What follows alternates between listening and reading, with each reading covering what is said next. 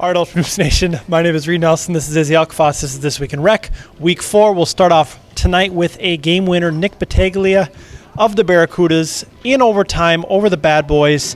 Nice little floater from Mr. Battaglia. Here it is right now.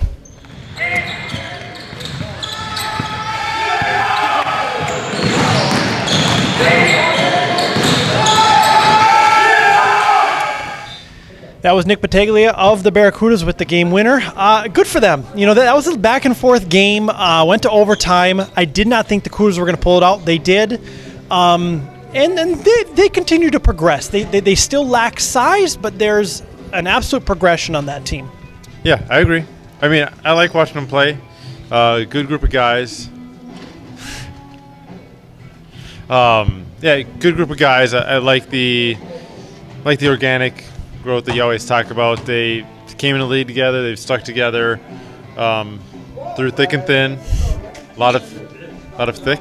Is that a lot of thin? Thick and thin. What's the good bad side of that? I'd say that's thin. A great question. I need no idea. I don't know. Whichever one is the bad one. They've stuck through a lot of that. Nicky Beggs, good for him. You know, longtime contributor to UH. Yeah, great game winner. Okay, let's focus on the Heights now. I had a chance to speak with Jake Anderson before their loss to the Blazers tonight. This is Jake Anderson, GM of the Heights. All right, I'm here with Jake Anderson of the Heights. Now, this conversation is recorded while you are still a 3-0 team. Yes, sir. You will be playing in an hour. Yep. By the time this airs, will you be 4-0 or will you be 3-1? 4-0, no doubt. Okay. Are you surprised that you started out this well, 3-0? No, I mean, we're pretty young, pretty athletic, play some good defense, so no, I'm not. Okay. So what were your initial impressions of Ultimate Hoops before you even started playing in the league? I thought it was a pretty competitive league, and it's fun to play in every week. So do you still think it is competitive? I don't think we played the best teams yet, so I think we're going to find out this week. We play a better team this week in the Blazers, so we're going to find out. So last week, I don't think many teams expected you guys to beat the Bulls. In fact, I thought you guys would lose pretty handily. You win that game. Did you guys think you were going to win that game? Now, be honest. I thought we had a chance, and then actually we showed up, and their key players weren't actually there. So after that, we had to say that. I mean, I'm just telling the truth, but yeah, after we saw that, we knew we had a pretty good chance of winning that game. Okay, the key to your team's success this season is what? Montroy Scott and EJ. All right, Jake, appreciate your time. Good luck tonight. That was Jake Anderson of the Heights. They lose tonight to the Blazers. They were about tied at halftime. Mm-hmm. Now, they have a couple of players on that team, Montroy Scott, Ernest Dixon. They're extremely good athletes, but absolutely no size. Now, let's go back 1 week. They beat the Bulls. I didn't see that coming. I don't think many people did. Tonight, again, they lose probably by 16 or 17. 18. I think it was 86, 84, something like that. First off, talk about just the athleticism of this team. It kind of reminds me of a little bit more athletic version of 7 from a couple years ago. Yeah, was that a racial comment there? More athletic version? No, it absolutely was not a racial comment. They're just more athletic. Yeah, they are. Yeah, I can see that. That's a good way. It's a good way to look at it. They are really tough to watch. Really, especially from a guy that appreciates good basketball. They are very tough to watch. Montroy Scott, they're gonna have to pump the ball before next week because he does not stop dribbling and he does not pass the ball whatsoever. Dribble, double team, tries to break the double team, then fade away, then he does the whole, and it's like, I think he was 2 for 12 from deep or 3 for 12 from deep. But when he makes it, though, you better watch out. He does the Russell Westbrook. You know, it's like, dude, you're down 16 points. You're not passing the ball. He might figure it out in like 10 years when he grows and matures as a basketball player, but he is nowhere near ready to. He's not a point guard because he doesn't get anybody involved. He's just a guy that I guess you can say he's Russell Westbrook.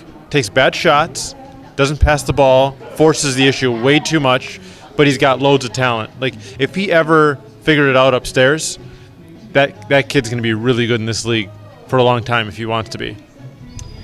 And then we're talking about Ernest Dixon. Correct. Very good athlete, one of the best athletes in the league. Very efficient. Can score inside. Looks like he got some outside game. Now, his shot is very awkward, but he made the threes that he took tonight, and he's very good at finishing on the hoop. He's got a good hop step. He's very relentless on the glass, and he's a hard worker. I really like his game. You've got a real good Rolodex. Name 2 bigs that they could add before next week's deadline that would put them into a higher bracket, if you will. Jason Briggs, Anthony Thompson. Oh, they're both on rosters. Those guys don't count. Who is available that they could add? You don't know who's around. You don't know who's ready to play, and bigs are so hard to find in this league. Joe Steffler could be talked out of retirement. Joe Steffler could. How about a Ned Tisch? Yeah, but who knows him? I mean, where's he been? Is he even a member? He might be at LA Fitness now, at Gold's Gym. Who knows? I have no idea. Yeah, I mean, I don't know who's available for big men. Fob's been scrambling to get 7. So it's going to be hard. They're going to have to wait a season. Funny, my phone hasn't. My phone's working. Your phone? Oh. Okay, so what do you? I mean, they're going to make the postseason. Obviously, they already have 3 wins. Where do you? I mean, one and done in the playing games this year, or what do you see from them? They won the playing game because they're going to play an inferior team. They might win depending on their seed. They might win the Sweet 16 game, but they're not making it past the Elite 8. Okay. Let's go to last night. Paul Ferber ejected in what I hear is record time. By the way, real quick, I really liked Brechto's game. Is it Tom Brechto, maybe? I don't know. He's the guy with the headband. I think he played in this league before, and he wasn't very good. Looks like he's grown, matured quite a bit. He's a hard-working guy, good defender, was very efficient tonight, and popped a couple threes. Like, he's sneaky good. Like, he's a guy that I would feel comfortable picking up for a team in Bloomington, and he can contribute on both ends of the floor. Okay, there's a name to remember. So, back to Bloomington South. Now, here's my question. I have a source inside the gym last night that tells me that Paul Ferber's second technical, which occurred about a minute and a half into the game and resulted in his ejection, was a kind of a bogus technical. My question to you is, Paul Ferber unfairly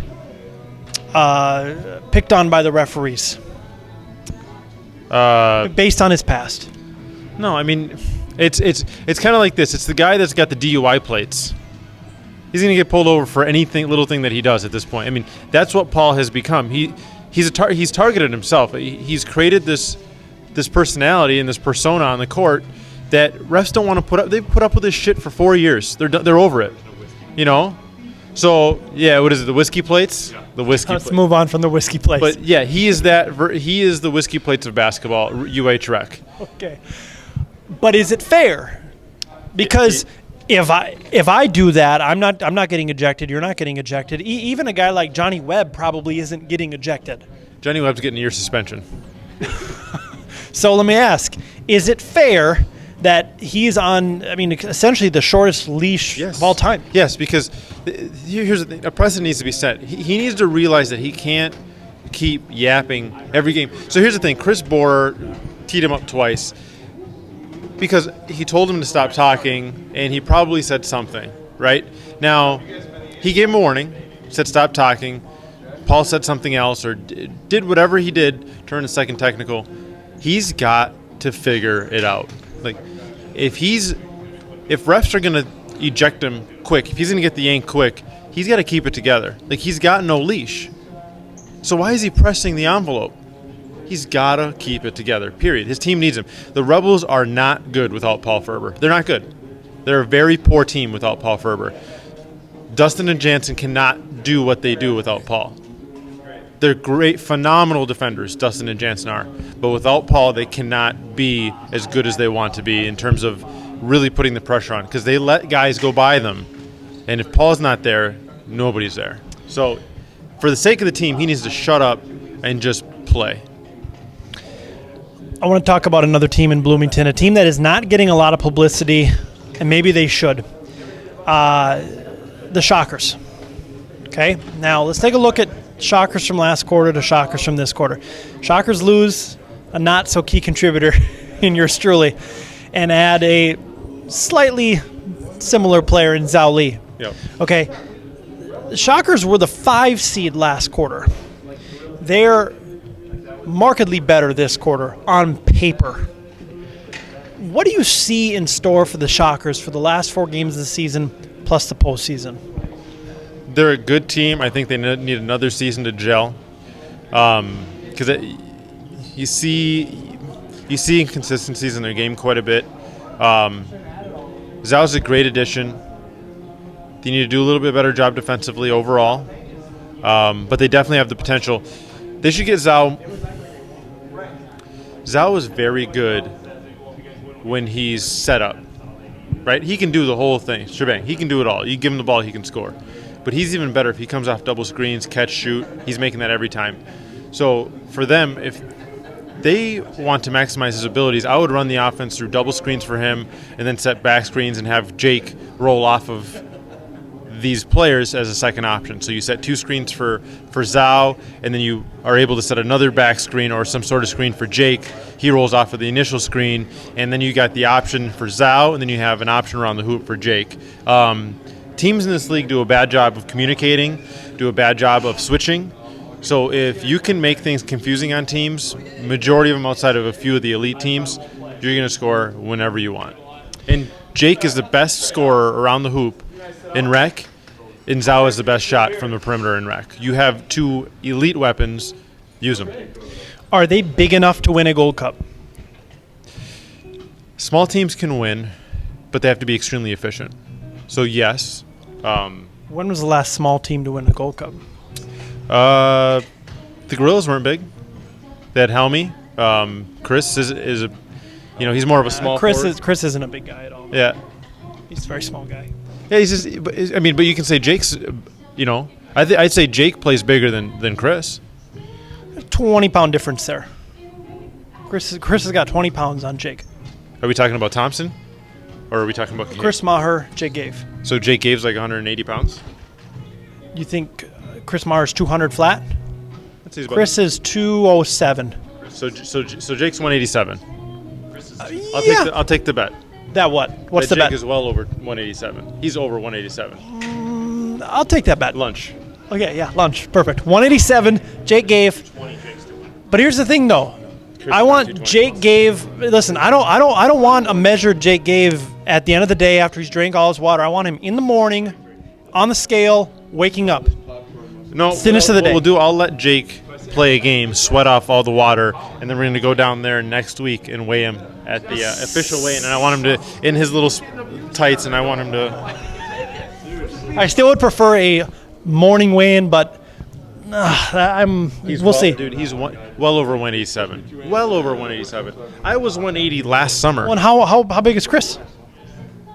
I would say Chris is 205, 210 tops. Okay. All right. And I'd say Jake is right around there. Okay, well, we're going to stop talking about weights now. How much do you weigh? I weigh about 183. So Jake's got 4 pounds on you. Yeah, you're right. He's skinnier than me, but he's a little taller. Jake, the blind kid. Jake Gave is thinner than me. Whatever. Okay, we will see you guys next week. I don't even...